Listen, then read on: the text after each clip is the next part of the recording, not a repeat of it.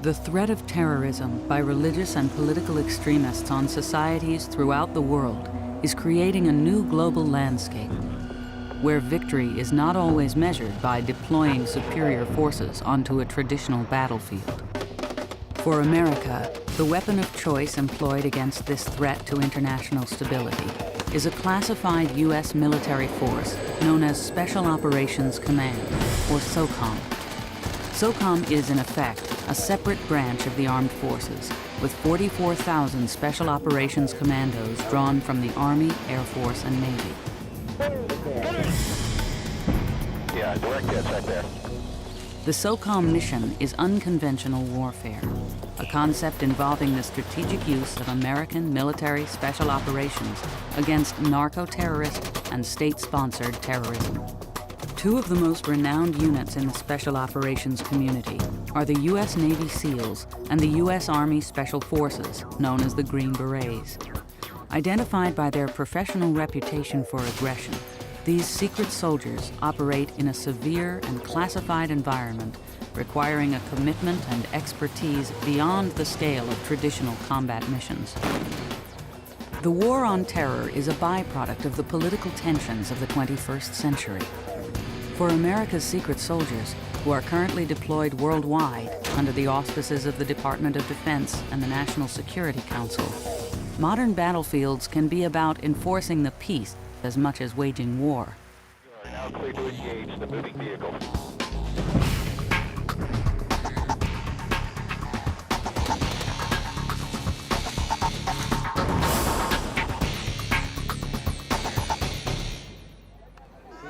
Afghanistan is a country the size of Texas, with over 20 million inhabitants. Bagram Air Base, 30 miles outside the capital city of Kabul, is the main staging area for Operation Enduring Freedom, a U.S.-led allied coalition in the war on terror. From here and smaller bases in the south, military operations search for remnants of the defeated Taliban and al-Qaeda network in the first special operations-led war ever conducted by the United States. We're not fighting artillery, we're not fighting tanks, we're not fighting face-to-face with an enemy. We're fighting with an enemy that is established here, and they're able to hide among the population.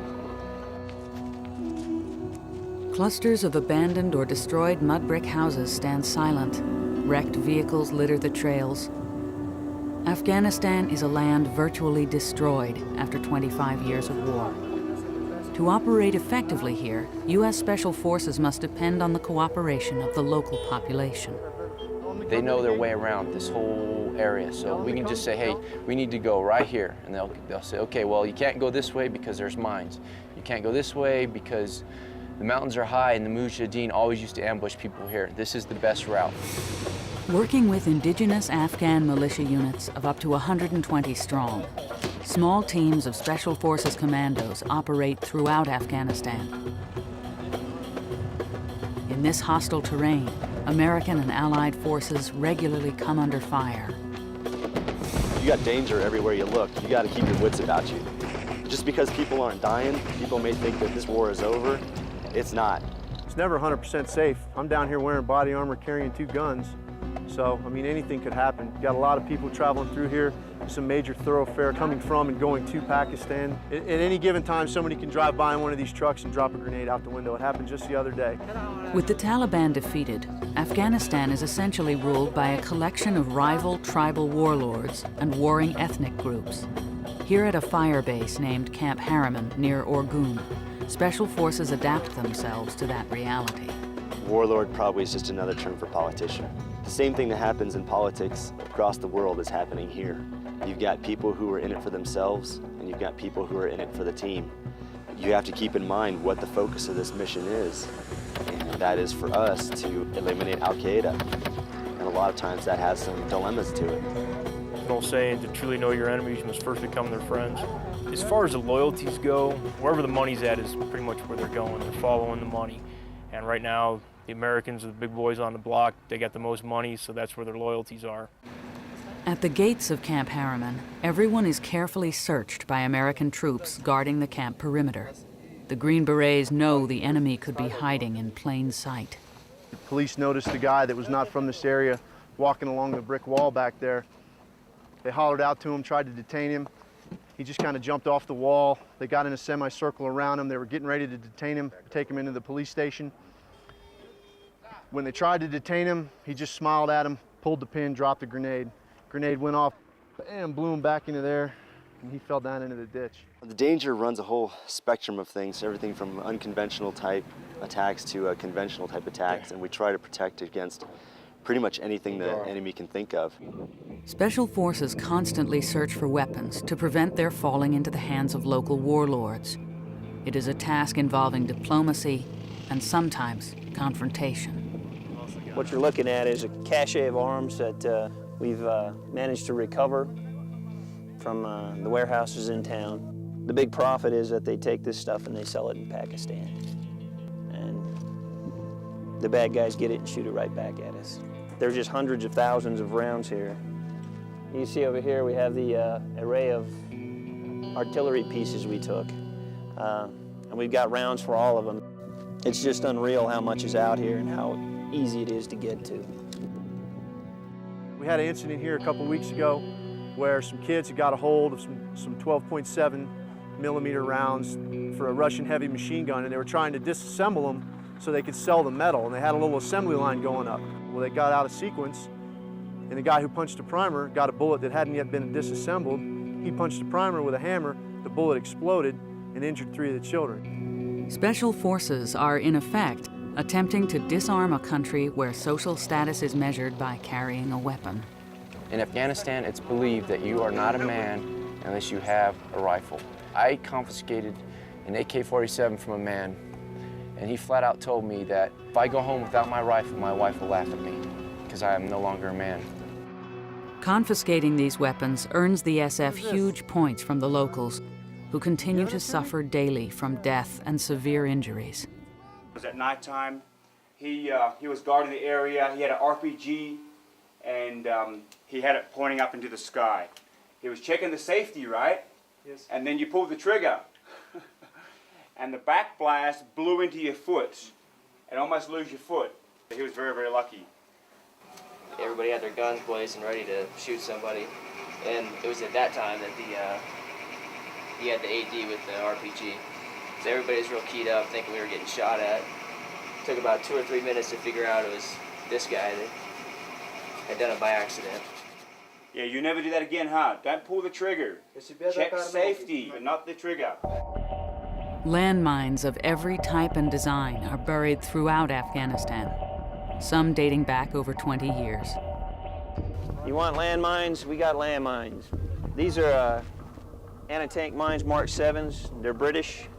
Mon 100 big anti-personnel mine.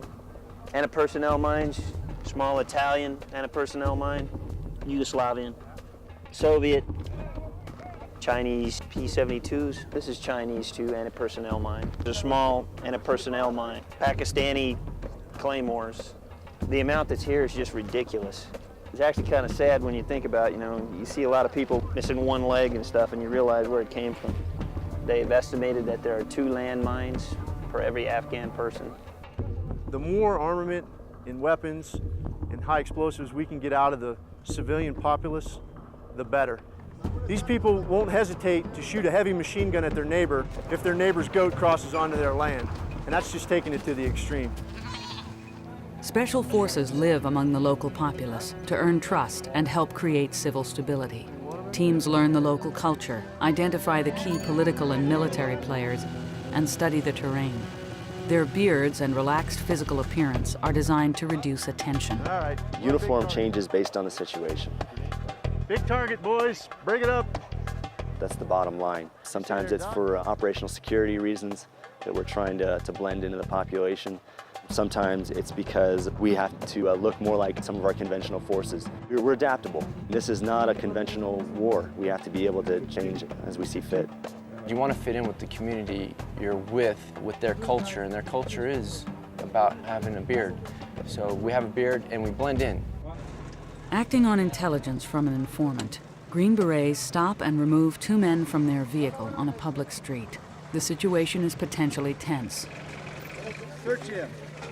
The Americans move smoothly but assertively, employing a minimum show of force. The two suspects are escorted to a vehicle for transportation back to the firebase, where they will undergo further questioning.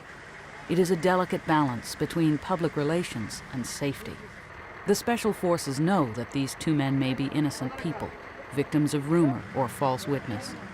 But intelligence is the lifeblood of the Green Berets' war on terror in Afghanistan, and no information goes ignored.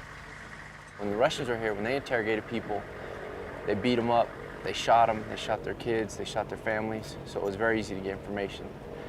Most of the time it's hard to get any information or weapons, ammo from them because, for one, they're scared that whoever they're holding the weapons and ammo for is going to retaliate, and the other is they know that the Americans aren't going to harm them.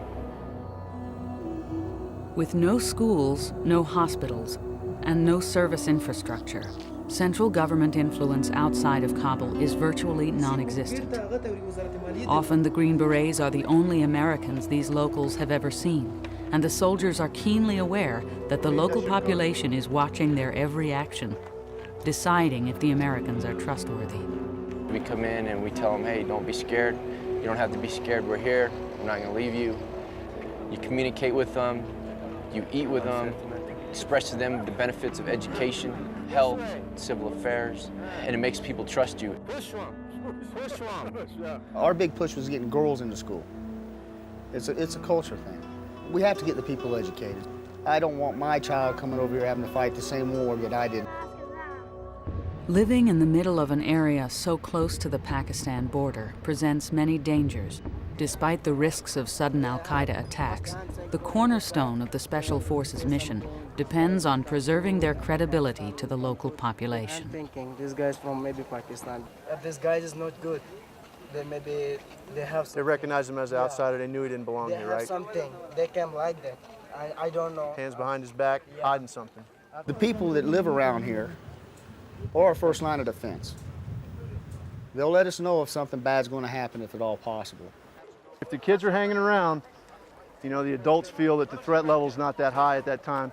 These guys are like a parent anywhere. They're not going to let their kid get hurt. So if they know that something's not right, they're going to get their kids off the street. We spend money in their shops. I might come down here, buy paint from one vendor 4 or 5 times. The next time I come down here to spend some money, buy some paint or some chicken wire or something from him for our camp, he might give me a little tidbit of information that leads us to a weapons cache up in the mountains or whatever. Our main mission, of course, is to hunt the al-Qaeda, find them, capture them, kill them, whatever it may be. We do not speak the language. We don't know what they look like. The local people know who the foreigners are, the people that don't belong in their communities, and they come up to you and they tell you where they're at, what they're doing, where the weapons are. We're going to walk down this way. I just came by to say hi.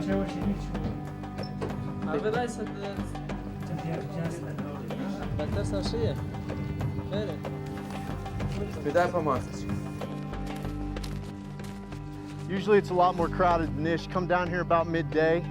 There's tons of people out here, a lot of kids. And these nuts that come over from Pakistan, they don't care. They'll drop a grenade right here in front of all these kids. They're just trying to hurt us, but it won't bother them if they hurt, you know, if they hurt these kids. We've got a little shopping mall type deal in there. You can go in there and buy tennis shoes and all that shit. Oh, and this one, good God almighty, boy, who cut your hair? You are fine? You have a pen? I am fine. You speak English? No. You go to the school? Good, stay in school. School is important. It is a personal relationship. You have to get personal with these people because you need their trust. And with that trust comes understanding. They learn more about how we operate. We learn more about how they do things, and it's all personal. The real reason I'm down here is what we call rapport building. Just getting out, talking to people, letting them know I'm here, letting them know the U.S. is here. Find out what their problems are, whether it be Wells, Al-Qaeda, Taliban, bandits, any problems they have. I listen to them, and then I bring them back to the compound, and I send it up to the chain of command. All these buildings are brand new. You can see the glass is brand new, the doors are brand new. This village is back alive. Little stores. This is brand new, Billiards. You guys come check this out. One game. No problem. All game playing when the Taliban were here was not allowed. They weren't allowed to play any sports. Government is not allowed. Yeah, wasn't allowed to play any of this stuff. Since we've been They here. said it's not good. It's not good, but it's good, huh? It's good. I Yeah, like it. yeah. Hey! I think that the word has gotten out that the Americans are here to help out, so they come to us with information about weapons caches, armed caches, information about Al-Qaeda, and we use that information and exploit it as best we can. Okay. Centuries of tribalism and ethnic rivalries have bred generations of people born into war. Tribal divisions make loyalty to a central authority inherently difficult. The SF is attempting to forge the nucleus of a national army among a people with no tradition of national authority. The Afghan soldiers that we have working with us, they're drawn here for various reasons. Some of them are motivated by bettering themselves in their lives monetarily. Some of them are motivated to honestly try and help out their country. That's the challenge of us as trainers and leaders of them, is to determine who's able to do the mission and who's not. Soldiers, follow your instructors. Down to check your targets. You've got guys who are born to go out and kill people, and there's guys that are not. Those that need further training, we do that. We train them up to standard. Pretty much the entire culture here is real flowery, like with the jingle trucks. You can film some of the dump trucks around here, and they got bells and stuff hanging off of them, and it goes as far as down to the guy's rifle. I got a guy out there who carries two little, they're like Christmas bells, real small bells, two of them hanging off the barrel of his rifle, and they jingle around when he moves the weapon. They are soldiers in the fact that, you know, they're here fighting for a cause. They'd rather just mill around as opposed to being an organized fighting force, and that's where we come in and we organize them to the best of our ability and train them. But the language barrier is a problem, even with the Terps, because a lot of things that we say doesn't actually translate to them. I mean, it took me like an hour and a half to teach them how to get in a formation. We come into this country with our own set of ethics and our own set of morals, and to apply that to a culture that has a different set of ethics, a different religion, a different set of values is really difficult. And that's where SF earns their money. The men obviously don't respect their women here. They try to pawn everything off on their women because they know we're not going to touch their women. We don't get near their women. A lot of times the women have things hidden on them. There's nothing we can do about that. We don't want to go across their customs and cultures, because then it wouldn't be a fight against Al-Qaeda, it wouldn't be a fight against Taliban. It would just be a guy defending his woman, and it's not worth it.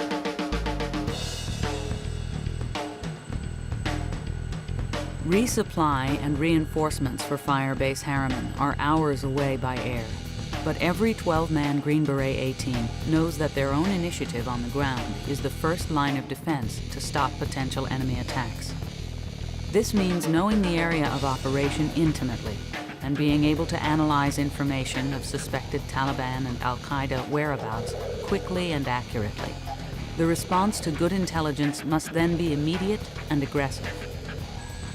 The Green Berets have to act before the enemy can disappear over the border into Pakistan.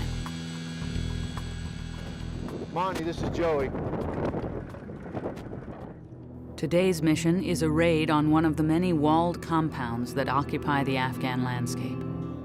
Sheriff, I want that man and that man right there. Tell them when everybody comes out, they're to hold them right there and not let them go anywhere. There were reports that there was Arabs inside the building. If they're Al-Qaeda, they're not coming out alive. So if you're not ready to go in and start doing what you have to do, someone's going to get hurt, and you don't want it to be your buddy. This is the home of a mid-level Taliban military leader who is rumored to have stored a large weapons cache inside. Although the Taliban commander has gone into hiding in Pakistan, the Green Berets are in a race against time. They want to find the weapons before the local warlord does. Tell them to open the door. Sheriff, tell that lady to open the door right now. If she doesn't open that door in 1 minute, I'm gonna blow it off the hinges. I'm gonna blow that door up. For the Green Berets, the roles of nation builders and gunfighters coexist. Which means they're in there hiding. They must be able to switch between them as the situation demands, often at a moment's notice. Did you see another door around the back? Their survival may depend on it. I'm gonna go gain entry to this building, dude. I'm not gonna wait for this woman to open this door. Come on. No, I'm taking Jim or Monty, one of you guys. Have 4 of the AMF go to the other side of the building and not to let anybody in or out.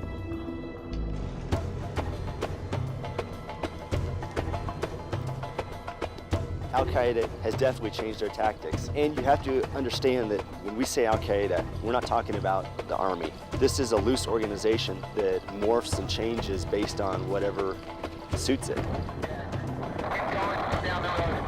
They're very adaptable. You have to be able to adapt your tactics to what they're doing. They are a formidable force and they know what they're doing. The Green Berets have no way of knowing what lies inside the walls of the compound. I don't give a damn, who are you? It could be an unarmed family Tell them to get back in the f***ing truck. or a hostile and heavily armed cadre of Al-Qaeda. Move, move, where's Cher? Thing that we've run into is when we knock on these doors, the men will stand at the door and the women will start hiding stuff. If you don't start going in the door as quickly as possible, then it's harder to find stuff. They try to hide things. That's the main reason. And you just gotta always be prepared for the worst to happen. The Taliban and Al-Qaeda will use these walled compounds as hideouts or as a place to conceal weapons, with or without the consent of the occupants, who are often threatened if they refuse to cooperate. Hey, if someone's in here, you need to come out. Some of the elders that run the villages, they know it's dangerous. They don't want to get repercussions from the Americans that they have weapons. So they may send somebody from their village to contact the Americans and tell them, hey, there's some weapons hidden over here. And we come get him, and he's happy because he doesn't have the rockets anymore. He doesn't have machine guns. Everything's gone. And he doesn't lose any face because the Americans took it, and he didn't give it to him. Tell me better watch that dog or kill him if it tries to bite me.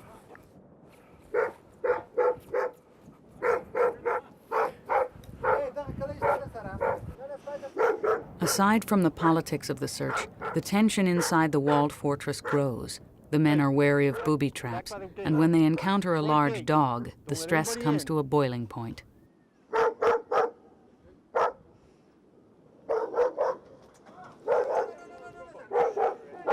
Get that dog. Get the dog. The dogs here in Afghanistan are not like American dogs. They're not domesticated. They will not hesitate to bite you in an instant. We've had many incidences we've gone into compounds, even driving around, that dogs have tried to bite us. So that's one of our biggest fears when we go in, is to know where the dogs are. There's nothing funny about a dog coming up and tearing you up. With security established, the search now begins. Tell them I want the weapons buried in the ground. You should research my house. I'm gonna search your towers, and I'm gonna have a metal detector. I'm gonna detect if you buried shit. Boca? All right. We got a hole. Ask that man if there's anybody down here. If I run into anybody down here, I'm gonna shoot him. No, I'm gonna go. Ask him if anybody's down here. It's a tunnel. It's probably a tunnel to a well. Yeah, water. Ubu. Hobo. Hey, Larry, let's check this out.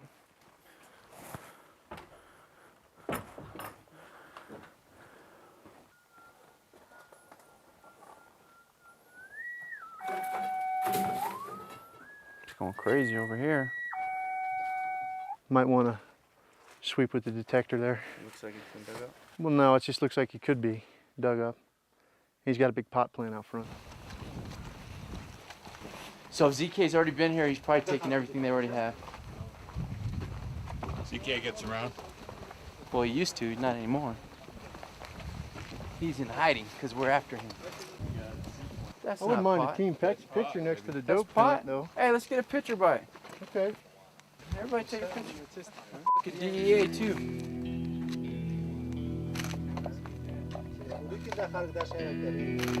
No weapons are found, but it's obvious there were weapons here, and recently. The special forces want to know if it was Al-Qaeda or the local warlord who removed them. They question the nephew. Ask them what the Arabs wanted when they came here. Yeah, I know about them. I know about the Arabs that come here. I know that shit. Problem here is some of the information you get isn't true. You have to take some of the information you get with a grain of salt, because you may have one warlord trying to take out another warlord. So you just question them, try to catch them in a lie. What about the PKM ammo? PK? Yeah, the machine gun ammo. PK. I know Arabs visited. I know there's a Taliban Hilux right over here. I know there's weapons buried here. Both the local warlord and the Arabs have been here already, and the weapons are gone. The nephew denies knowing anything about machine gun ammunition or marijuana plants. It's a dead end. Hey, ask him where the Taliban Hilux is now. Which compound? Today was unsuccessful, but 3 weeks after this patrol was filmed, 20 Taliban suspects are seized nearby, inside a warehouse filled with munitions and weapons. The local warlord, along with his brother, eventually flees the area to avoid arrest. This is a war of patience and force, information and planning, treachery and trust. This is the war that the SF fights every day in the war on terror. Once we leave the region, it'll be unstable again, but Orgun is a safer place to live for the women and children and the men that live there now. We're not going to be able to change a culture within 6 months, a year, however long. It's going to take a while for people to start respecting each other as human beings. It's not as dangerous as it was 7 months ago, but it's still not safe. I think eventually, in the end, if we get the government structured properly and get them all working as a nation instead of as tribes individually, I think things will work out here. Any country with a large urban population is a potential sanctuary for terrorist cells. Mixing into the landscape, using innocent people to cover their activities, is a traditional guerrilla tactic. Urban warfare requires a totally different approach to locating and attacking an enemy. Identifying the bad guys hiding among an innocent populace is the ultimate challenge in unconventional warfare. You spot the enemy in the old days. You probably saw them in a free fire zone, and you were allowed to bring all of your power to bear to deal with the enemy. Today, there's no such concept as free fire zone. Today, there needs to be a very, very strict rules of engagement that each of the operators deal with. They are, in fact, briefed by lawyers before they go onto an operation. We can't just train for an all-out, free-for-all zone that they had, say, in World War II. So much more of the things that we get involved in now. You have civilians that are living there. You have very strict rules of engagement. It takes a lot of restraint, and it takes a lot of awareness of your surroundings. Rules of engagement are set. They're set. If I'm going into a situation, let's say I'm doing a dynamic entry into a building. Once I'm inside that building and I'm doing that dynamic entry, the decision process is going to be up to the operator himself. All clear! Now, that takes a lot of training, and it takes a lot of decision process, especially when you're coming into the unknown, because 95% of the time we don't have the layout of a building. You don't know what you're going against, or intel may say it might be a family. To combat the threat of state-sponsored terror and religious extremists requires dedication, concentration, and specialized training. It requires every special operations soldier to understand the enemy's mindset. We definitely need to open our eyes. There are educated people out there obtaining information on very serious weaponry capable of injuring masses in cities, towns, villages, countries. To put your mindset on the level of a terrorist, you have to think of the things that they know. Their mindset is to kill innocent people, to attack the areas that maximize their kill zone, and to create fear. In The Art of War, Sun Tzu says, how do you defeat a great world power? You defeat him from internal, turning the populace into scared people that run around and don't know what to do from day to day. Operating in an urban environment is a fact of life for counter-terrorist forces. It creates unique demands on units who must seek out and engage their enemies. Controlled aggression is a mainstay for special operations troops.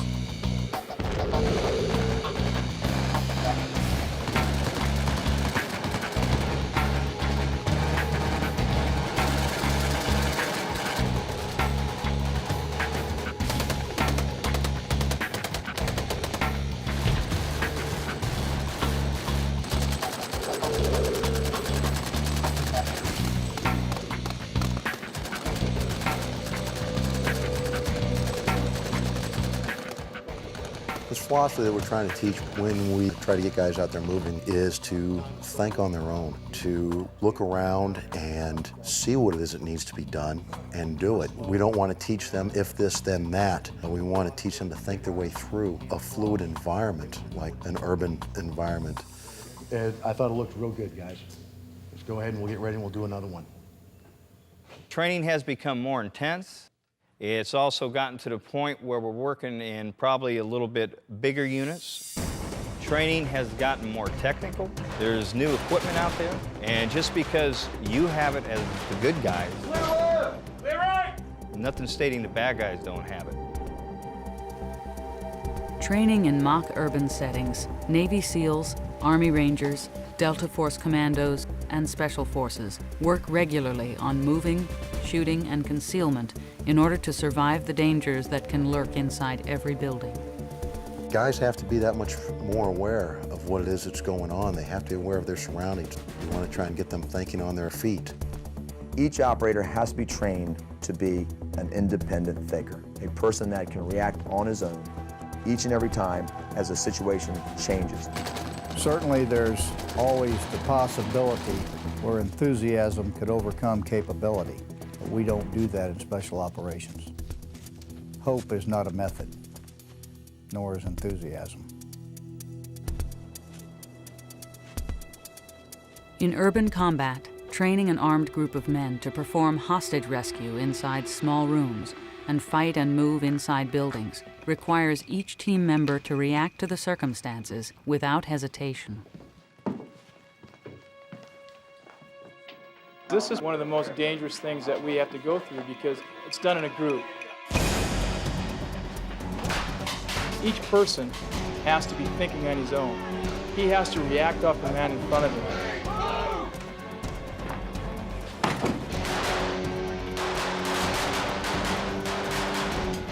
There's so many things to think about.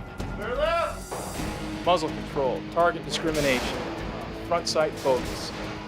In reality, once the bullets fly, the adrenaline goes. Smooth is fast, but you have to be able to think. The main thing is the individual just doesn't sit there, the individual reacts, because every tenth of a second could mean your life or your partner's life. A warrior must walk the line between killing everything in sight and controlling his natural aggression that comes when threatened with a life and death situation. A critical goal in training is to move the soldier from the mindset of the predictable target shooting mentality into a real-world scenario that will allow each man to test his limits. CQD stands for Close Quarters Defense. It is a system that's been developed to respond to both shooting and non-shooting threats. Slowly roll towards us. The first step that we have to build within any military operator is the hard aspect, that they could kill if necessary. They will dominate and be aggressive at any time that they are threatened. Don't move. You have any weapons on you? No. Don't fight me, don't resist, and you're not going to get hurt. You understand that? Yes. So we want these guys to be the most dynamic and the most aggressive in the fight. You have to respond appropriately to the threat against you. If it is a shooting threat, you need to be pulling the trigger first. Towards your butt. The success for the operator is the team ability to move and to use their skills and tactics in the best way possible to succeed. Of course, that starts with the individual. Get out! Get out! Get away from the gun! You guys got to turn it up, all right? You got to turn it up. That little, hey, get up. Hey, get down. He would have done exactly what you said, except you guys looked weak, all right? So when you go, wait, get up, he was like, they ain't there. I'll go for it. All right, you see what I'm saying? You want to give him a no doubt in your mind by the way you present yourself, the confidence, the way you speak, the way you guys are in the room, that he does not want to mess with you.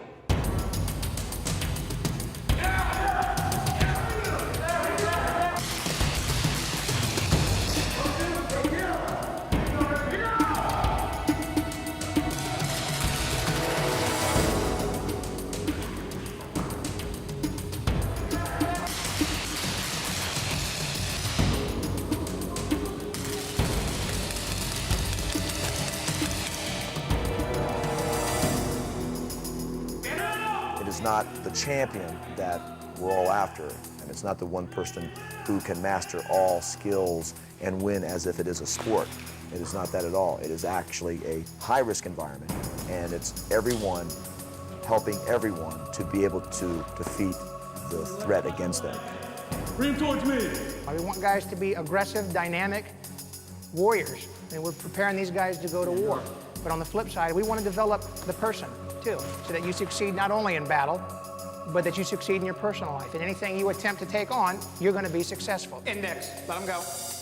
You're on the wall. Naval Special Warfare is the maritime component for the U.S. Special Operations Command. With approximately 4,000 personnel, SEALs and their special boat units execute the same basic missions of other SOCOM direct action forces, but usually operate in smaller numbers. Comfortable in water or on land, the SEALs have a reputation for an aggressive and ruthless style of attack. We can go in and we can teach people how to shoot. And we help them build their bridges or whatever, but that's not good utilization of SEALs. Our specialty is the stuff that's very dynamic. You're in and you're out. It's quick. Give us the thing that's the hardest thing to do. Give us a little room and let us do it, and we'll do it right. We're a group of men capable of supplying the firepower and punch needed to eliminate our adversary. Ready for extract. We get in, we get out. We hit harder than most units do. There's more violence of action.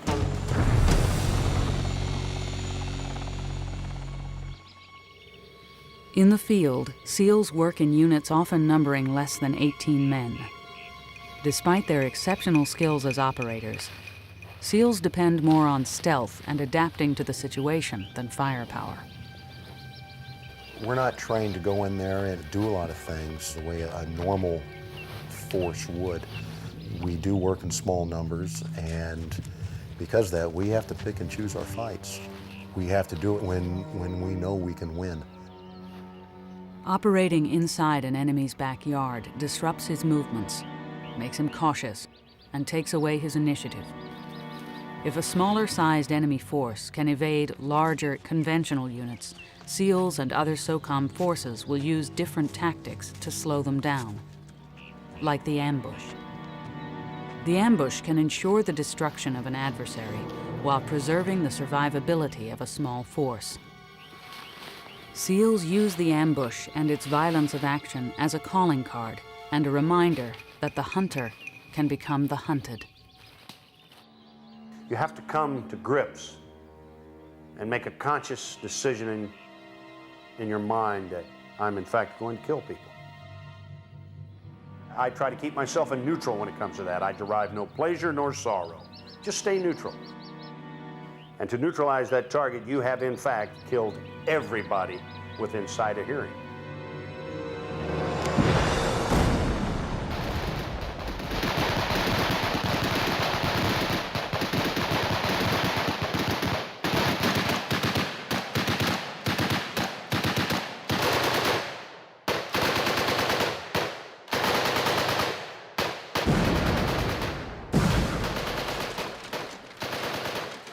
I hate to say that way, but that is a part of war. It sucks when civilians take casualties. It sucks when the wrong people die. But when you're engaging in your mission, you look around you, who's your family? The SEAL teams, that's your family. And everybody in the team comes home alive. The SEALs train vigorously to prepare for war and are sensitive to criticism that their aggressive operational methods could be less than professional in the fight against terrorists. To say that we act like a terrorist, that's not correct whatsoever. We act better than a terrorist. We are trained better. We are better men fighting for a good cause, fighting for truth. What is a terrorist doing? Is there anything fair about what they're doing to operate? No. So if we're going to go find them, if we're going to hunt them down, we're going to kill them, are we supposed to do it fair? It just doesn't make any sense to me. Fighting fair, you don't do that against your enemies. Was 9/11 fair to any of those people, or our country as a whole? Fighting fairly? Come on. It's a new world we're living in, and we have to root these guys up by being one step in front of them. If diplomacy worked, we'd be sitting at a table talking.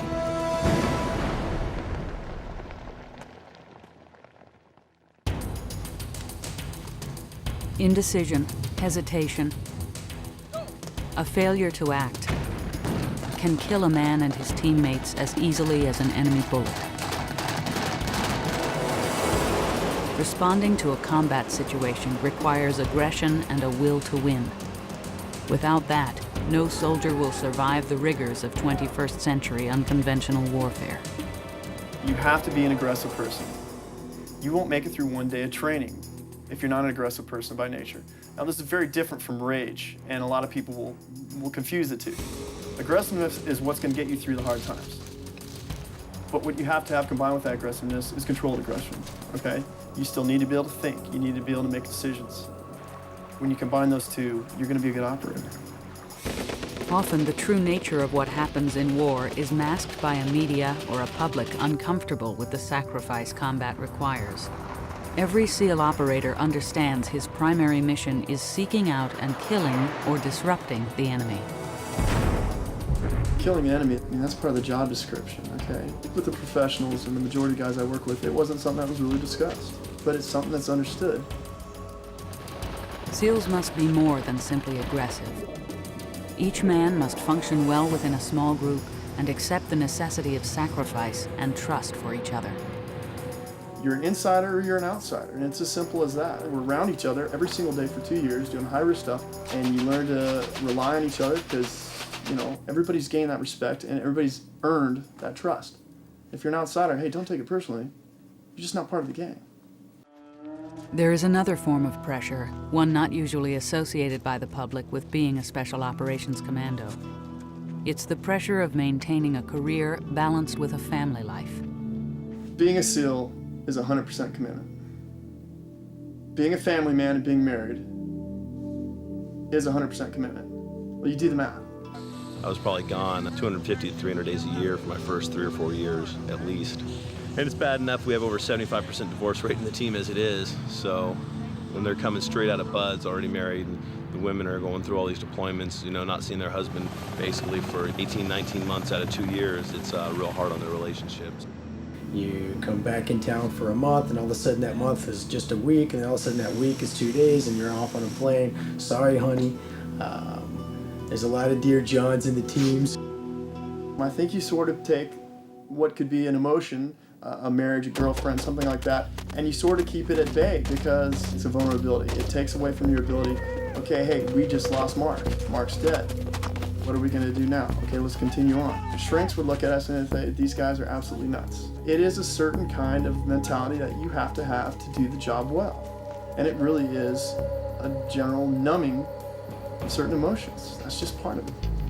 But training hard does not guarantee that a warrior will see combat. Despite their desire to fight in battle, most SEALs will never go to war. Not getting in on the action is a primary reason SEALs leave the Navy before their career is over. I mentioned the guys that have been in the community for 20 years but never saw combat action. To go through all that time and never experience it, you know, you train and you train and you train, but the true test comes when the bullets are coming at you. Think about it. You've got this group of pit bulls, and you got them in a cage, and you shake the cage around for 18 months, and then you sit them down in the middle of this arena. There's just this frenzy. You can't help it. You just fire it up. And now, boom, jock up, get ready to go, and then, okay, well, hang on, we're going to have to pull you back. Okay, jock up, we're going to have to pull you back. It's called being spun up. It can be limiting because some of the guys, when they go in, they want this opportunity to do this job.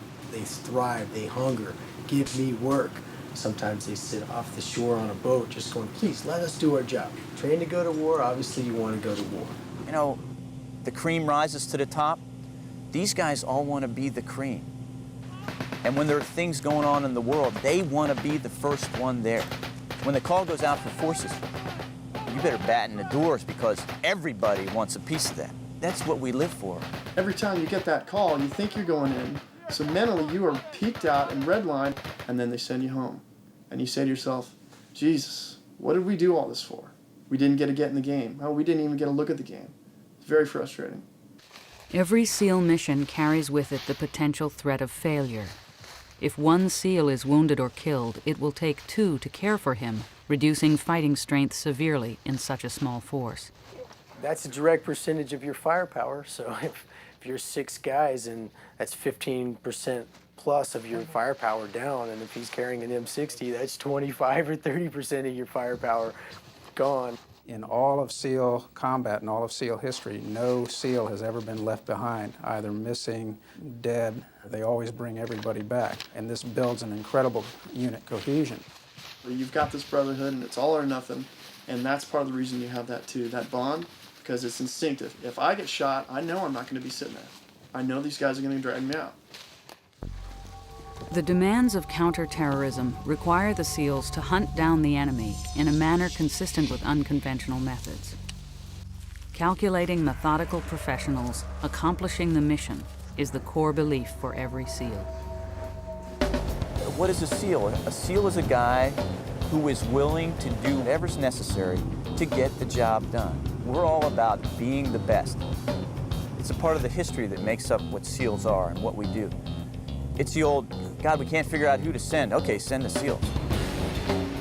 You don't send choir boys in to win wars.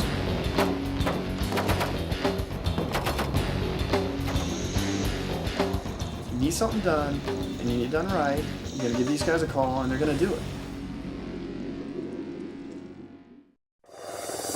Life as a Special Operations Commando involves risk.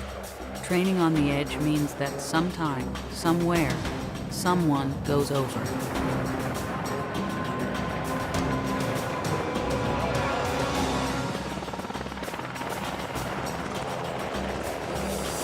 Pushing the envelope is always a gamble, and the inherent dangers of this profession cannot be minimized nor protected against. Any romance of the noble warrior fades quickly when vehicles break down, equipment fails, or a man is injured. There is nothing glamorous in overcoming the difficulties encountered from heat, cold, or hunger. Recovering from a mechanical breakdown can tax any man's patience. Oftentimes, there is nothing to do but work the problem and find the solution. Special operations is hard work with no room for complaining. The fact is that dealing with frustration is part of the real world that commandos often find themselves in. Training for war can be tedious, even more so when fatigue and time away from home can affect a man's concentration. Every Spec Ops warrior is, after all, only human. It is the success of the mission that drives these men forward, the belief that what they encounter in training will make them stronger in wartime. Attitude is something that cannot be taught, which is why over 70% of those who apply for Special Operations duty never make it through training. The goal of training is to be as realistic as possible and unpredictable, keeping the men off balance but under control. The bottom line is that sending in a force to rescue a hostage or kill an adversary is a mission with no room for error. We're confronted with a lot of different situations, and you've got to have what I call the ability to have controlled violence, if you will. You've got to be able to assess a situation and project the right power for that particular situation. Because where a special operations soldier is, normally U.S. objectives are at stake. A lot of times it's at the strategic level. I mean, let's think about it. You've got a bad scenario, okay? And you need to call in somebody to go in and take care of it. Whether they're looking at it, whether they're shooting it, or whether they're grabbing somebody and hauling ass. And you're not going to have the luxury of telling them where it's going to be, and you're not going to have the luxury of telling them when it's going to be. But the folks up with all the stars on their collar need it to be done right, and they need it to be flawless. You're going to want to send the Corvette in, or you're going to go looking for a Yugo? I mean, think about it.